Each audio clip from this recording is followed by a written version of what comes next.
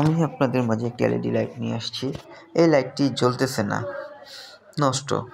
কেন চলতেছে না দেখি।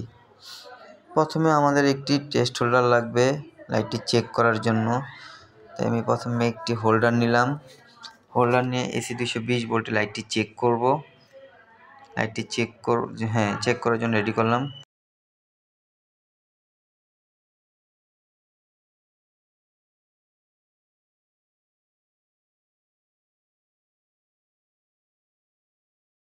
কিন্তু লাইটটি জ্বলতেছে না, দেখা যাচ্ছে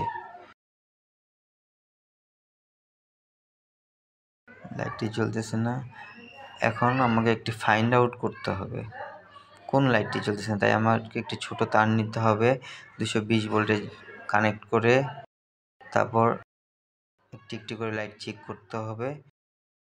হ্যাঁ, আমরা অবশ্যই বুঝতে পারবো কোন লাইটটির কারণে লাইটটি জ্বলতেছে না। হ্যাঁ, একটি লাইট, এই লাইটটি নষ্ট, তাই লাইটটি জ্বলতেছে না। এখন এই লাইটটি উঠিয়ে আমাদের সোল্ডারিং করে দিলে আশা করা যায় লাইটটি ঠিক হয়ে যাবে, কারণ আমরা এটার সমস্যার সমাধান খুঁজে পেয়েছি। এই লাইটটি নষ্ট থাকার কারণে পুরো এলইডি লাইটটি জ্বলতেছে না। এখন এই লাইটটি তাতাল দিয়ে হিট দিয়ে উঠিয়ে এখানে রাং দিয়ে ঝালাই করে দিলেই আশা করা যায় লাইটটি ঠিক হয়ে যাবে।